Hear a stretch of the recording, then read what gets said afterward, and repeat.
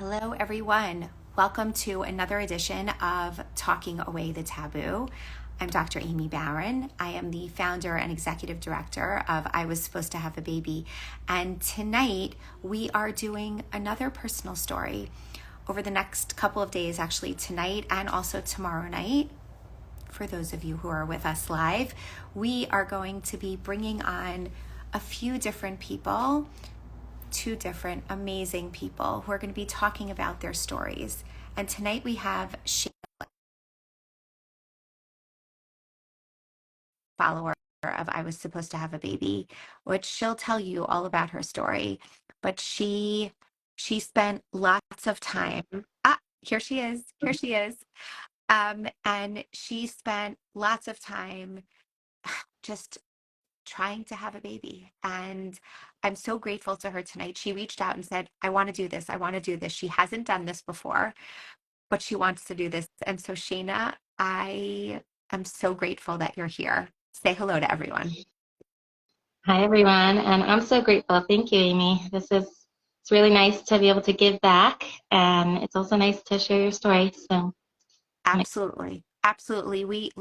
You know, because you've been here for a while, that there is a tremendous power in knowing that other people are going through similar things. And so you are doing now exactly what you got from the past. So, okay, let's start from the beginning. Tell people a little bit who you are, where you grow up, what community you're from, a little bit about your life. Like, give us a little bit of a background as to who you are. sure. So, my name is Shaina Glick. I'm from Crown Heights, in Brooklyn, and I grew up here. I live here still. I taught for many years in a school, which you'll hear part of my story, how that got challenging, being a teacher and doing fertility treatments. And currently I am freelance writing, so that's what I do now. And I love being home with my baby and getting to do my creative work on the side. And that's my life, pretty much. I have two kids. I have almost 5-year-old and a 17-month-old baby girl. And yeah. So, Sheena, I think I almost remember when you first reached out and you were in a very difficult place. Now, again, just to give everybody some history, I was supposed to have a baby as 4 years old. So, Shayna, you and I met, it was after you already had your oldest. And so just take us back though. Tell us like the pre I was supposed to have a baby. What how did that how did your son how did that like come to be? What did you find out about your fertility story, your fertility diagnosis? Just give us a little bit of a background as to like how this story all got started. Sure. So I got married at 23. Was very excited to have a lot of kids. I come from a family of 13, Kananahara, so Right on. plan to go down that same path. And um, I, right when I got married, generation, I was just like busy adjusting to marriage. Wasn't like so much on my mind. Um, and then, slowly as time went on, became, I realized I wasn't getting a consistent cycle. So I actually gained a lot of weight right after I got married. Like I gained like 40 pounds in 1 year. And that really messed with my cycle. So, I kind of like knew that I'm probably not getting pregnant because I don't have a consistent cycle. Um, and so like I remember thinking like, okay, I'm just gonna go to the doctor and like regulate it. I don't think I really knew what that meant. It was just Yeah. like, okay, you probably take some sort of medication to regulate your cycle, and then like it shouldn't be an issue. I have like family friends and people that I know that have PCOS and struggled a lot to get pregnant. And I was kind of like secondhand traumatized from that. And like I definitely didn't, see myself in that category at all. And when I went to the doctor to regulate my cycle, I told her just a little bit about my background and how when my cycle kind of got messed up. Um, she told me like I think you probably have PCOS because of the rapid weight gain and I was like, oh, well, like I probably was like overeating or whatever. And she's like, it doesn't matter. Like to put on that much weight that quickly probably is PCOS. And she was, so I like freaked out right away. I thought like, oh, like this is something really big and terrible. And she was like, oh, it's really not necessarily such a big deal. Like the person that you know maybe had some other factors involved. Like some people have PCOS and they don't even know it. They could have kids and not even realize that they have PCOS. So that like calmed me down a little. And she was telling me I could just come back and she could prescribe some medication. So I knew enough to know that like I shouldn't really waste my time doing that. I wanted to like go straight to like a reproductive endocrinologist, just to like really find out, do I really have this and what can I do about it? And yeah, so I found a good doctor and, with a little bit of testing, he said it does look like PCOS. And um, if I want to try to lose some weight, which is very difficult with PCOS, I could probably resolve it. But otherwise, we could take some medication to kind of trick my body into thinking, like, into doing what it could naturally do. And yeah, so I took like 3 months to try to lose some weight and wasn't really happening. And at that point, I was just like impatient and wanted to start already. So I went back, started with like, did one cycle. And I was like, yeah, it's hard to like go back to that time because I have like a whole second experience. But I think it was a big deal for me, but I was also like I could handle this, and like I kind of didn't really understand why people make such a big deal. Like I was like, okay, this is hard, but it's not like it doesn't have to be your whole identity, and like um, I didn't understand, and but I do remember like there were definitely tears and definitely I remember after that first cycle like walking to the pharmacy to buy a pregnancy test, and we took a whole like nice walk together and we're so excited like it was for sure going to be positive, and woke up extra early the next morning to have some time to celebrate and of course it was negative, and like that was definitely like a big blow. So then I told myself like, okay, like they told me it could take like up to 3 tries and it doesn't mean that anything's wrong or whatever. So then I was like, okay, so the second one's for sure not going to work. It's just going to be like I just have to get to the third, you know. Yep. So the second cycle, I I was already like very like not excited about it. I think I also tested a little too early and it was negative. So like I already kind of had that second letdown, but then when I called the clinic, they told me I tested too early, so I should try again the next day. And I remember I just like handed the pregnancy test to my husband. I was like, I'm not looking at it. Like it's probably negative anyways. And I just like went to get dressed, and then it was Oh positive. my So goodness. yeah, so that was my first. That was the on the second round. I became pregnant with my son. So after that, I yeah, I kind of felt like I know what fertility treatment is. I've done it and it's hard, but it's like not such a big deal. Like why do some people make such a big deal about it? Obviously I was like very not educated on the topic. Um, and yeah, we had my son, and like I always had it in my mind, like I don't even know if I necessarily really need fertility treatment. Like, like maybe I should go back to my OBGYN and just get like, some fluid and ovulate on my own. And like I didn't want to make it like a whole big deal. So I gave myself some time after I had a C-section. So um that was a little disappointing. Like I wanted to be able to try again earlier, but I had to wait a year. Um, and so after a year, I gave myself like 3 months to kind of see what would happen. And after that, decided to go back to the RE. But my doctor had like was in private practice by my first, and he had joined like Premium Health, whatever, like a Okay. bigger practice. So I didn't realize that it was going to be a whole another like sign up situation and workup, and like a lot more steps, a lot more red tape to like get to like start. So yeah, like that's so when I finally reached out, and then I had to wait a couple of months to get my first appointment with the nurse practitioner. And then after speaking with her, and I kind of had this attitude about it of like, okay, like we just need to get through this. Like, just give me the medication. Like, this is like, it's not a big deal. Like, they even asked me if I wanted to wait for my doctor, who was like much more high in demand. Like, you want to wait for him because then you have to wait longer, or do you want to go with a newer doctor that like, you could get a faster appointment? So I was like, I don't need the best doctor. Like, like I just need the medication. So, yeah, so I went with a newer doctor and who was also really great. But, um, and, and yeah, I got started. I was getting ready to get started, and then, just like literally a couple of days before my appointment, everything shut down with COVID. So, Oh no. um, Okay.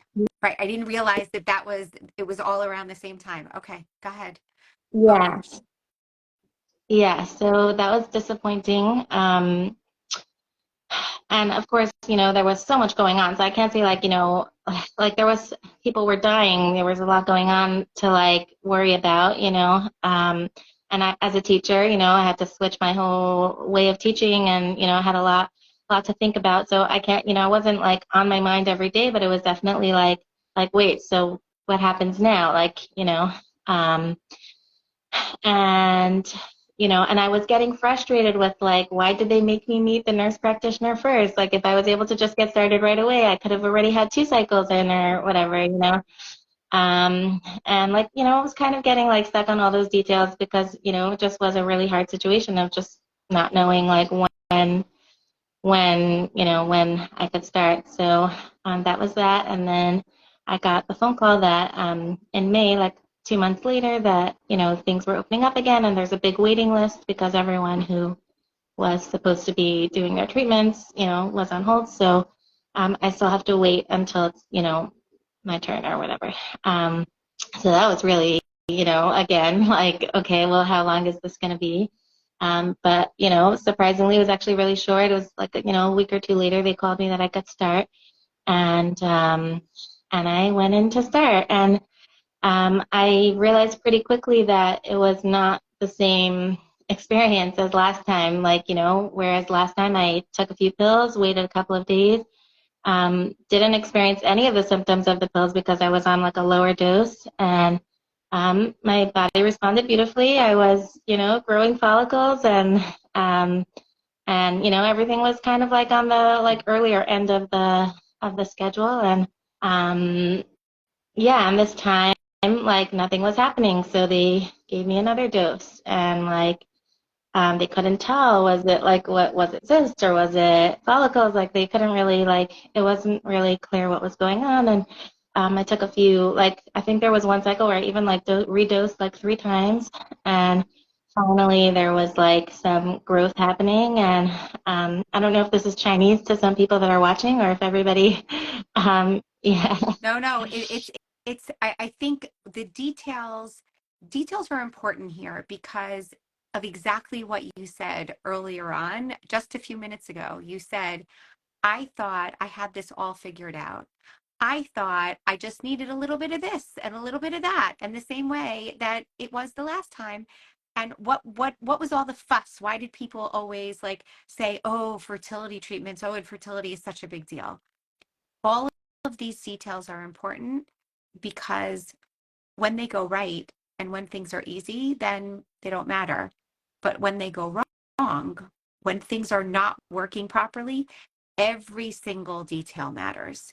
And unless you've been there, you just don't get that. And so, unfortunately, now you did get that. And so, go ahead. Go ahead.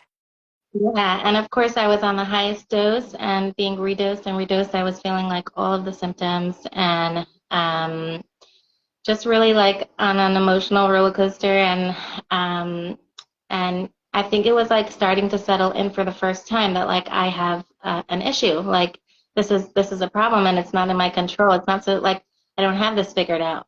Um, so that was like something to adjust my mind to, and just experience that, loss or grief or whatever you want to call it. And What, Shana, um, can I interrupt you now and ask, like, at this moment when you realized okay, this is going to be totally different. And it's it's not, it is so not what I thought it was going to be. And the grief and the loss, exactly as you're describing. Like, what did you do? How did you get yourself through that piece? Because that was something that was totally unfamiliar to you before. Yeah. Well, I've always been like pretty open with my family and friends. Um, I never saw it as something to be ashamed of or something that needs to be a secret, you know. I actually like looked up to people who were, you know, overcame that struggle. So I didn't, you know, I was never like, you know, embarrassed to talk about it or anything like that. But I found that people didn't really get it, you know. They didn't really understand my experience. And, you know, even people that had been through it, you know, this, you know, friend of mine, she had her own experience and she was very shameful about it and didn't want to talk about it and all that. So I didn't find that the things that were, you know, hard for her were hard, you know, it was just like, I just didn't, you know, I felt this, I was going through this experience that I didn't really have, you know, people to commiserate with. Um, Right. yeah, so, um, yeah, and on top of that, I was juggling, you know, starting my day at a fertility clinic, heading straight to school. My principal texting me, you know, she was actually really understanding and kind about it, and, you know, I appreciate that. And you told But even with all her, that, you she told has a her that you school were to going run. for treatments. Yeah, I had to. I mean, I had to come late. There was no way that I could do it without coming late. Right. So, and it was like, you know, a couple of times a week. And if I'm redosing and redosing, then it's not just like, you know, a week and a half and then a month of nothing. It's, you know, 3 weeks of monitoring and everything. So, um, yeah, and she was, you know, really kind about it. At the same time, she had a school to run. So, you know, I could feel her frustration and her like, you know, trying to you know, figure it out. And the person that was substituting my class every time, like, she didn't want to be doing that. So, you know, it was just like this added layer of stress. And I just remember like the waiting, like waiting in the office and like counting the minutes and like what this means, like what time am I going to get to school, you know? That part was very stressful. And I remember thinking like, if I ever have to do this again, I'm not going to be teaching when I'm doing it, you know? Right. Um, Right. yeah. Right. These are So, things that people do, I mean, people don't talk about, I think, enough, that the idea that, you know, there, yes, the appointments, and yes, the medication, and yes, the emotions, and yes, the waiting, and yes, but also, like, if you have a regular 9 to 5 job, that makes it slightly easier because your appointments, generally speaking, are between 7 and 9 in the morning, depending on where your clinic is. Maybe you get there for the first morning appointment and then you're able to get there by 9. But a teaching job doesn't usually start at 9. And so many other jobs also don't start at 9. They start much earlier than that. And that means that there's resentment, and there's, you know, even when people are the most well intentioned, uh, it is everything you're describing. I hear from so many people, so many people. yeah. Okay, so now bring us to the next part. So you had you had finally, I should say finally, because finally is almost like a hopeful word, but I what I want to say is that you were starting to come to terms with the fact that things were not going the way you planned.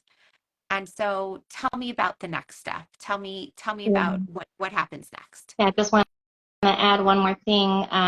The second time around, we were also juggling this with a baby. So, like, you know, all the appointments, and I can't even remember like what we did all the time. I think I just went to the appointments myself, and my husband stayed home with the baby. But there were times when I needed him to come along, and we had to arrange, you know, some sort of babysitter and all those arrangements. And like, do we tell them? Do we not? Like, you know, that whole that was something we had to navigate also. Yeah.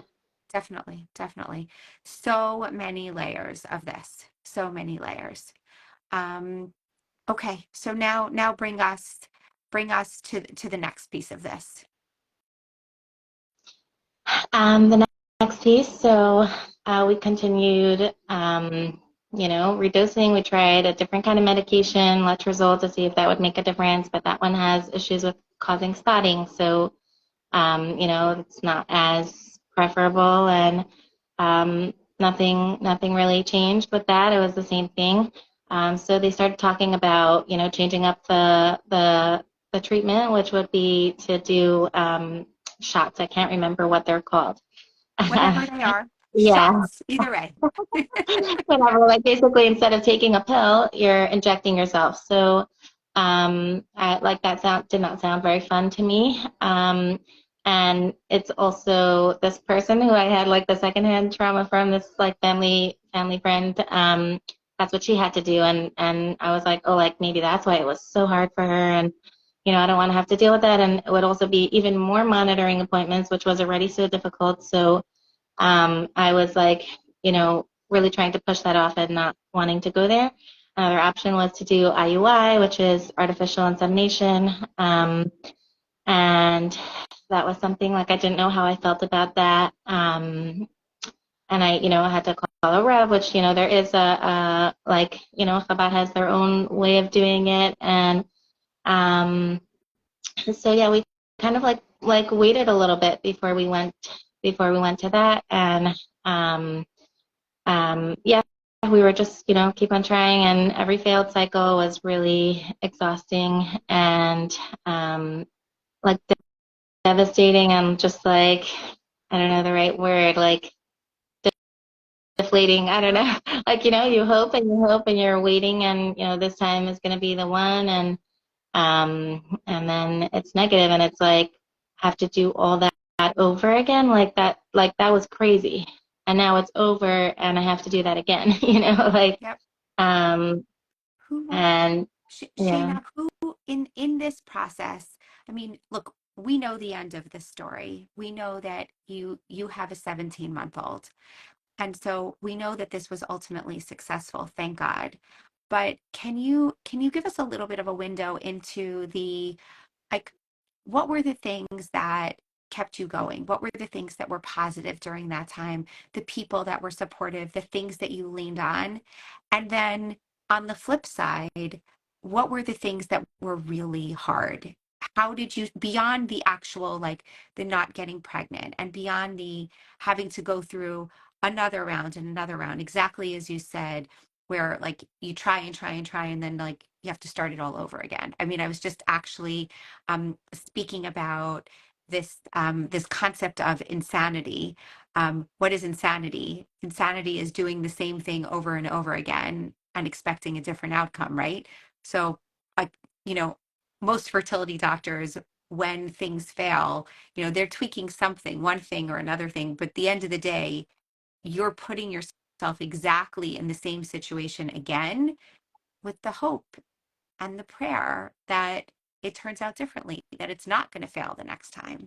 So give us a little bit of a window into the things that gave you support and gave you that chizuk, and the things that were really hard and you needed it just was very, very difficult for you to get through. Yeah, so I mean, my family and friends were always very supportive. But as I said, like it didn't quite cut it.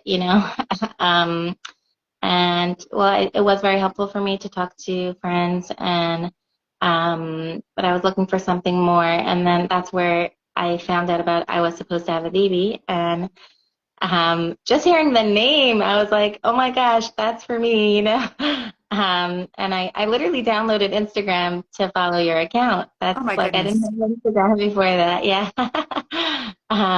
And so in the beginning, I was just reading, and then I noticed there was a support group. And I had never been to a support group before. It sounded a little like not my speed.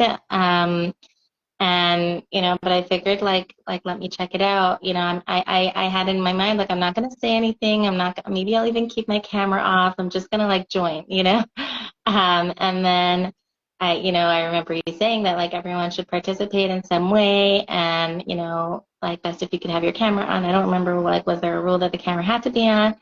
There was no So I had followed the there was rules. right, there was no had to, but the way we run our groups is that it's not just a telephone support group. It is an actual peer-to-peer support group where everyone who is there gets support from the other people who are there. And we run it just like, if you were sitting in a room around a table with a circle of chairs. And so the best way to foster connection with people is to be able to look them in the eye and really see those facial expressions. So we ask, we can't demand, but we ask. Well, that was exactly what was actually the most helpful because, I could have just sat there and just watched and not said anything, and I don't think it would have been the same experience. Like, when I did share, where I was holding, and I remember at that point I was still very hung up on like why I was delayed so much and, and like the timing and how old my son was getting and, wanted them to be close in age and, all that. And, just sharing that, like, I shared because like I was following the rules, but I realized what I found was that like, that is what was so helpful. Like it was such a load lifted, weight lifted to be able to share and just be amongst people who really got it for the first time. I felt like I'm like these people know exactly what I'm going through, and um, like yeah, and you just ran the groups in such a way that like everyone was offering each other support, and it was just really amazing. And I don't know if I should be embarrassed to say this, but I was so desperate for support that I was joining a lot of support groups after that. There were a lot of support groups popping up because it was COVID. So Yeah. anything that would have been, and I had like, whenever there was a support group available, I was joining it, and nothing compared to your support group. And I'm not just saying that, like, that like you just ran it so professionally, and I think it's just you also, like you're just such a warm, supportive person, and like it's so fun to just talk to you again, when I was voice noting you when we were, I was saying like I wanted to give back, and we talked about maybe writing something or, taking on a page or doing this live, which I did all three. All three. but but just hearing your voice again was so nice. Like it just took me right back to that place of like feeling all that support. So yeah, Look, thank you. look, you're welcome. There is, this is not, this live is not about our groups, but what I will say is that there is a lot of research, and Shayna is speaking to this point exactly. There is a lot of research that peer-to-peer support, getting support from people who are there right now or have been there, that is what is tremendously powerful about that kind of group, that kind of support. When you are sitting in a space that you know that someone else has been through that exact scenario. Okay, it's not always exact, right? There's a little bit of this and a little bit of that, and it's not always exactly, but there is tremendous power. That's why community works. That's why this works, because you're not alone when you know that there are other people out there. But okay, let's move off of this for a second and let's go. What were the things, Shayna? I know some of them because you and I spoke so much. What were the things that you struggled with? I know we had conversations about God. We had conversations about, you mentioned already work. You had always said that your family was supportive, but there were definitely pieces and times that things were really hard. What were those, and how did you get through them? I would say, the hardest part was really just the emotional roller coaster and the practical, making the treatments work and not knowing what was going to work at first, all of a sudden I was being, my doctor was throwing around words of like IVF, and I was like, that word has nothing to do with me. Like why am I even hearing that word? And I didn't have to do IVF, and it was just, something thrown out, like, I don't know, it was like a side point of a conversation, but I didn't even want to hear that word, um, and yeah, just I think really just like realizing that like this is an issue, and it's not so simple, and like it's not in my control, that was really hard, and um it definitely is very hard in a relationship as well. Me and my husband were both experiencing it in a very, very different way. And, for me, like one of the things that made it a little easier was that as soon as a cycle failed, a couple of days later, I was able to start again because, that's just how it works, on day 3 of your period or whatever, you could start again. So, I mean, that was really hard in a way also, but it gave me some hope, like I'm doing something. I don't have to just sit in this failure. I could start on the next. Whereas for my husband, that was like too much to like just go right back to doing it again. And I would say like NIDA was very hard, getting that like negative, and then right after that you can't touch or anything like that. That was like very challenging. I was like, I wish I just had like a little heads up.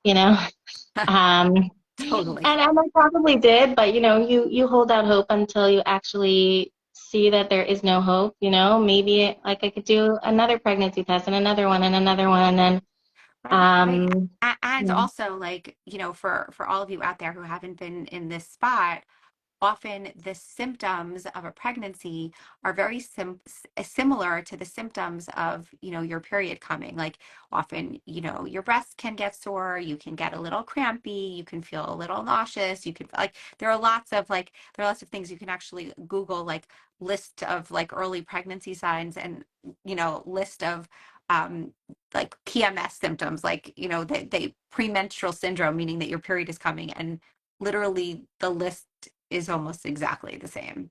So there's yeah. almost no warning.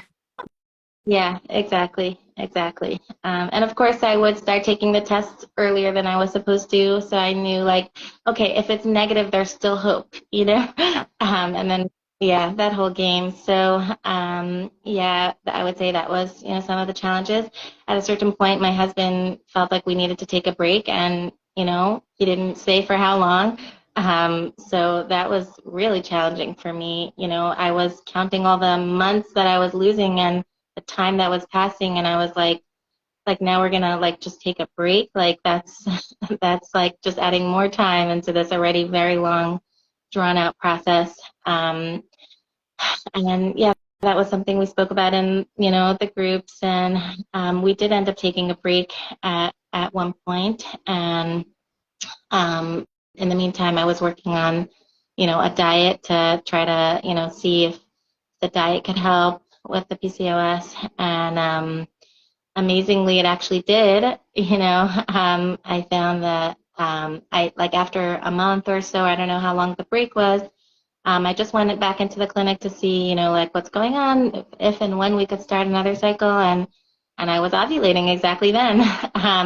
And I was actually about to move onto the shots, whatever they're called, and so they wanted me to do a couple of more tests before we went on to that because that's a lot more expensive and a lot more invasive. And um, one of the tests was a semen analysis. So it just so happened to be that the day that I was going in for that was the day that I was ovulating. So Wow. I um, quickly had to jump through like a million hoops to switch it to an IUI instead of just a regular analysis. And that was like, it felt like a miracle that it actually happened. Like I had to like talk to so many people at the office, and it was a whole new clinic. It wasn't like where I was, it was like a third party place. Yep. So they didn't know who I was. They didn't like, I don't even remember all the hoops, but like literally I went from one person to the next for like an hour trying to make this happen. And then the person who came to do the hashgacha had to go home. So it was about to fall through after all that. And then I quickly called up, I don't remember who, a Rav or one of these organizations, like to find out if I could do the hashgacha, and they said that I could. Um, and so it felt like a miracle that this like IUI happened. And I was like, I want to make sure this works. Like this was our first IUI that we did, and I quickly, my cousin had mentioned to me also about, she was like, by the way, Shaina, like doing a Taras HaMishpacha, like family purity review or some sort of event, like to encourage people in this mitzvah is like a big segula to become pregnant. And Hold on, Shayna. some, I just want to explain just what you said. So there is a specific, so the laws of family purity, which talk about when you have your period and the days afterwards, those are the periods when you periods or periods ha those are the time in your cycle when you are in nida, when you are not permitted to be intimate with your husband. And there are a lot of laws that are surrounding all of those, that time period, and then afterwards. And for those of you, just to further this, in order for you to be able to be intimate with your husband in general, you need to count 5 + 7 days after the start of your period, so 12 days. And then you need to immerse in a mikvah, a ritual bath, before you can then be with your husband. Um, and there is I will let me say it this way. There is a segula, or people say that there is a certain power to really revisiting and relearning these laws of family purity. That it is said that if you really learn these laws again and you're very careful with these laws, that there's a certain power in, like, you know, like pleading to God on another level and saying, like, hey, like, I'm doing all the things, like, can you help me get pregnant, please? So that's by way of just giving a little bit of an explanation as to what Shayna was talking about. Go ahead. yeah. So my cousin had actually like a whole story, her own experience actually, where she saw that this helped her like very clearly again and again with multiple children. So she just kind of reminded me about it, and I was like, it just wasn't on my mind that whole year prior. At this point, I was already doing the treatments for a year, and she reminded me about it, and so I was like, I want this IUI to work, and like I'm gonna pull off this class in 24 hours. We're gonna Oh my start the God. class tomorrow, Oh my you gosh. know. It is not a 24-hour class. Let me just say, you usually, like, it's weeks. Okay. Yeah. Go ahead. Well, no, it was weeks. We had a series, Yeah. but I made the flyer and booked the speaker and found sponsors and Meaning you organized it. Okay. Got it. Got it. Yeah. organized it. Yeah, and like literally within like 24 hours, I was sending it out to people, and there was like a 6-week course coming up, um, and like 30 people showed up 2 days later. So I was really holding out hope, like I'm doing my job, like this is gonna work, and it did. I became pregnant that cycle, and I was like okay, like this was like such a miracle. It was meant to be. Like literally that IUI could have not happened. Like I had to jump through like a bunch of hoops for it to happen. So it just felt like it was meant to be this way for some reason, and like here's the bracha, like it happened. I'm already seeing the brachas from this class, and By the it way, was just everybody now a who's happy time. listening is like going to find the next class. Like, they're like, okay, where's that class? I need to go. I'm telling you, everybody's doing it. Okay, keep going. Well, that excitement was short-lived because a couple of it was Pesach time, and I was going in for my 5 week. Like when you become pregnant through a fertility clinic with a fertility clinic, you are doing a lot more monitoring and a lot more. They're checking the HCG levels are going up every day, every couple of days, and everything looked good at first, and then the by one of the appointments, she said the baby was measuring like a little bit too small, and she was like, "There's still hope. It could be fine. We're going to be optimistic, but I just want you to know that it could be, could end in a miscarriage." And that was like really devastating to hear.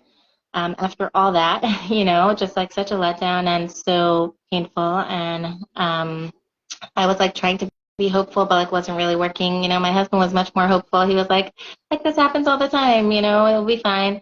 We were going right into Pesach, so here I was like, I might have a miscarriage over Pesach. Like I don't know what's gonna be. We were going out of town, and over Pesach, it was just a real roller coaster of like trying to be hopeful, trying to believe, and not knowing like every little thing I felt like, oh no, here it is, it's gonna start.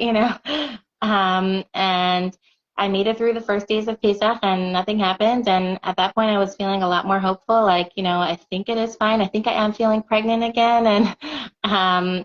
and went in and I requested my old doctor, who was like the top doctor. I don't like if he's there, then it will be fine. Right. Right. Um, Right. Because we have control over these things, right? okay. And of course, it was not fine, and there was no heartbeat, um, and he just, prepared me for a miscarriage, and that was just really devastating. I couldn't believe that such a thing could happen, like after all that. And then I was left with questions, like you were saying, that we were talking about, like, what was that? Like, I just pushed through so many hoops to get this IUI to happen. Was that like not meant to be? Like, why? Like, maybe I shouldn't have worked so hard to make something that wasn't supposed to happen.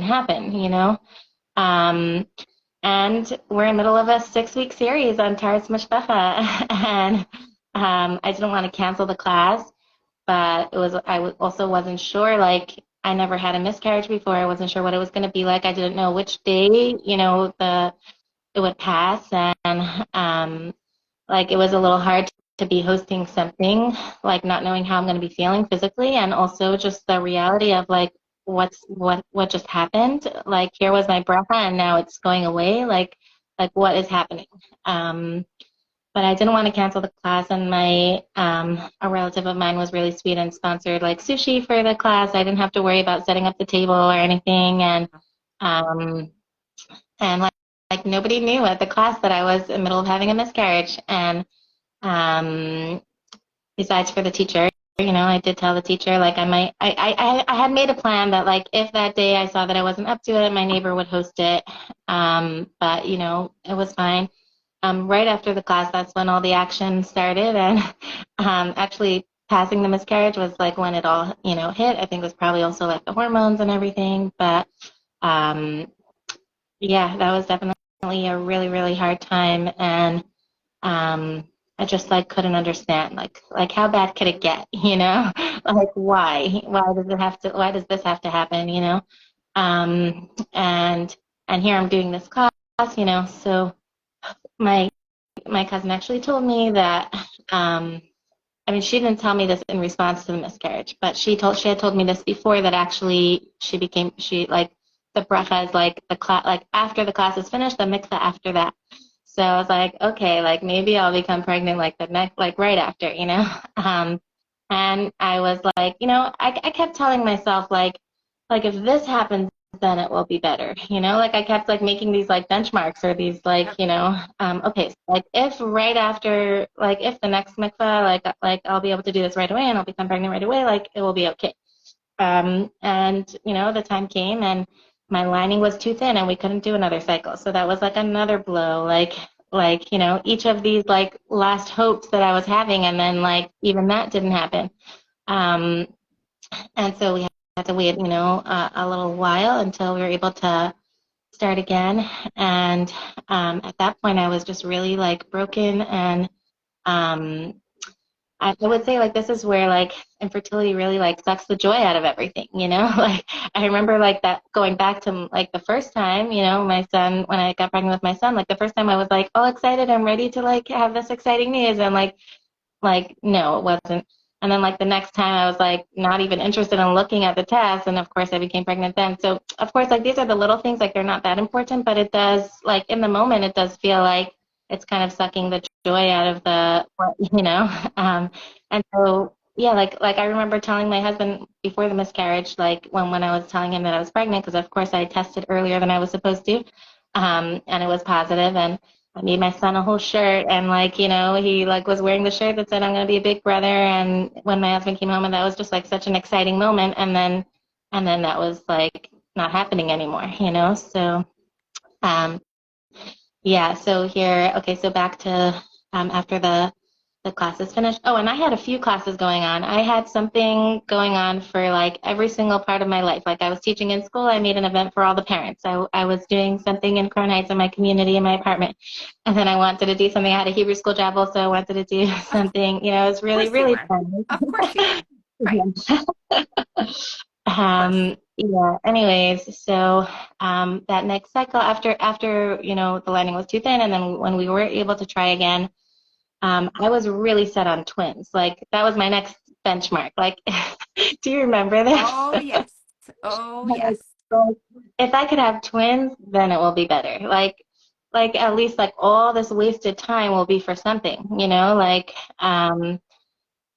Yeah, like it felt like that would be the only thing that would make this better, you know? Um, and and so I went and did another medicated cycle. And sure enough, I had two eggs and two and a half, you know, two good eggs and one that was like not quite the right size, but could, you know, there was a 20% chance of twins and a 10% chance of triplets. And I was really like, you know, sure that that was going to happen. That was going to be the Hashem's vindication, you know. Um, and and I did become pregnant that cycle. Um, and yeah, like I would say like excitement isn't the word that I would describe when I found out that I was pregnant. Like it was more like, like okay, it doesn't get at least it doesn't get worse, you know? Right. Right. Um yeah, which is like again, like it just sucks the joy out of like, you know, like this beautiful moment that's supposed to be just like so happy and um, yeah, and then I was like, it takes 2 weeks to find out if you're having how many babies are in there, you know. And those 2 weeks, I was like psyching myself up for twins. Like I was sure that it was going to be twins. I even like bought some like you know different things to like share the news of the Oh, twins, like oh my T-shirts and goodness. different things. I was very sure that it was going to be twins, and I was you know convinced all my symptoms. I'm feeling this more than last time, and you know must be twins um, and then it wasn't, and it was, you know, one healthy baby, Baruch Hashem. But I felt when I left the office, I felt like I just heard bad news. Like, even though I heard great news, it was past the time of the loss of the previous loss, and the baby was healthy and everything looked good, but it was one baby, and then I had to deal with that. So, like, what was all that wasted time for? Like, what's the answer to all that, you know? And yeah, that was definitely something I was navigating. And then just a lot of worry of like, how do I know that this is going to be okay? Um, I Which was, yeah, obviously you couldn't know, nor can anyone ever know. right, right. And I was trying so hard with all the tools that I ever used in my life to believe in Hashem and know that Hashem wants what's best for me and it's going to be okay. But how do I know that when like maybe Hashem thinks it's best to for me to have another miscarriage? Like why would Hashem have taken that away, you know, and how do I know that he won't do that again if, you know, like we don't understand, you know? So that was definitely something that I struggled with and it was hard to just be excited. I was very worried about it. And um yeah, I was definitely very worried about it. And I remember one night when I couldn't sleep, I wrote about this and you know, the piece that I shared, if anybody read it, that I just couldn't sleep. And so, you know, I write when I can't sleep and or when, you know, something's bothering me. And I just wrote out all my thoughts and fears um, and the next morning sent them to you. And of course, you had, you know, the perfect thing to say, and it was just so great to know that you're there, and I was able to reach out whenever I wanted, and um, I knew that you understood, you know, and could just hold that pain with me, and yeah, until it wasn't there anymore, you know, and it took a while. When I finally felt confident in the pregnancy, you know, there were all these curveballs that came. I had a subchorionic hematoma. So there was a little bit of bleeding and, you know, I was sure that like, you know, it was another miscarriage and it wasn't. And, you know, that resolved pretty quickly. I know some people, you know, go months with bleeding, but that wasn't my experience. But then um, like when I finally shared the news with my family, all of a sudden I started feeling a lot of cramping. So like, you know, at every point when I finally felt like good about it, all of a sudden I had like more fears that came up. And then I got food poisoning and I was so worried about like, you know, if that would affect the baby. And I was just like so sick and I was sure that like something would happen and for Hashem, nothing did. And um, yeah, and then there was the whole pregnancy, you know, other fears that came up that I don't know if we have time to go into all of it. Yeah. Yeah. No, I mean, and now this pregnancy, this little embryo is 17 months. Is 17 months. Yeah. So, okay, so Sheena, to sort of bring this all full circle and to, you know, think about just looking back on everything that you've been through. Number one is, I know you spoke to me about how you don't know what the future holds, that you don't like, your first pregnancy was relatively easy to get pregnant. Your That was your first child, and then your baby who's now 17 months, that was many, many, many treatments, cycles, etc. And you don't know what the future holds. And so I'm going to ask you to answer also for all the other people out there. How did you make it through all of those months, getting answers again and again and again that were no, or it failed, or it was a miscarriage, which you obviously, thought it couldn't have been the case because there were so many things that were pointing in the direction of, like, Hashem orchestrating and things, becoming so perfect. How did you get through all of that? And what would you say to someone who is in your shoes, who's trying desperately to cling onto hope, to try to try to build their family, and it's not looking very good? Yeah, that's a really challenging question to answer, because everyone does have their own experience, and I don't want to minimize anyone's pain or, be too positive when someone's not feeling positive, but at this point, I did, experience really positive results from working on my nutrition and specifically with PCOS. So I have a lot of hope with that I might never have to be down that path again. I really hope so. Of course, I don't know the future, and there is that unknown. I definitely had to let go of this like large family picture that I had in my mind.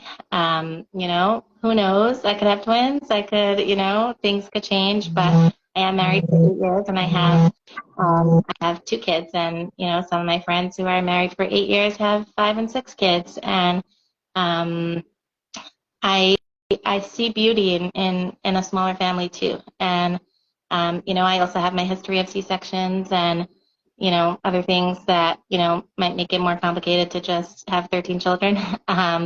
But yeah, I would say that there is beauty after pain, and um, I would say my chizuk is to really just find the right people, find the right support, whether that's a therapist or a support group or a friend, and like don't do it alone. You don't have to do it alone. Yeah. And and to close it out, what you know what were specifically the things for you, specifically the things, like, obviously everybody is different, but yes, you spoke about the course that you organized, the Taras HaMishpacha, the family purity course, but along the way there were many different disappointments. What were the things for you that, like, you kept pushing, like you talked about how you kept pushing, and your husband was the one at times was like, no, I need to, just take a breather here. What was the thing that kept you moving and kept you going? It's a good question. I don't know that I have the perfect answer to it. Like, I was just surviving. I definitely wasn't thriving during that time. Um, but my nature is to just keep pushing forward and find solutions, and I'm like more solution oriented, and it helps me to know that we're working towards something. So um, that was I think my way of coping with it. And when I had to stop, because that's what was best for my husband and for us, to take a break, it felt like the worst thing ever, like what was holding me together, I couldn't do anymore. And in the moment, it felt like the worst thing. And in hindsight, I could see how that was definitely the right thing to do. And it even, made space for something, for me to realize that I could ovulate on my own with the proper nutrition. So, um, Yeah, I would say there's a purpose in everything, and something that feels really terrible right now might see it differently later on. And always to focus on your shalom bias first. You wanna have your shalom bias intact at the end with with a healthy baby, and um, yeah, And shalom bias, just to define for everyone, shalom bias means the relationship between you and your spouse. That is the thing, that is the glue that will keep you together, regardless of whatever you're going through. And I love the way you spoke about that. Shaina, thank you so, so much. I'm guessing, I think I already know the answer to this, but I'm going to ask it anyway. Would it be okay if people reach out to you, if they want support, if they, want to hear from you and get a little bit more of your story on a one-to-one basis? Can people do that? Can they reach out to you? definitely. I would love to be there to support anyone who would be interested in that. And yeah, I just want to say one more thing that when I reached out to you and I was we were talking about the possibility of doing the live and everything, and you were telling me that you remember my story. And oh no, my phone is shutting down. Can I use your phone? Oh no. We might have lost her. We might have lost her. Okay, the good news is that Shaina is not going anywhere. She might be going somewhere now, but she is available if anybody wants to reach out to her. And what I will do is I'm going to get her to send me either a voice note or a video with this last piece of this so that you can hear the last piece that she wanted to share. And I'll put that up in stories when we're done. Everyone out there, take from Shayna's story, take the fact that you never know what life is going to throw you. You never know what's going to be. And sometimes when you think and you hope, sometimes it doesn't work out. Sometimes it does also. But the point is that there is power in support, there is power in community. So reach out if you need something. Okay. Have a good night, everybody.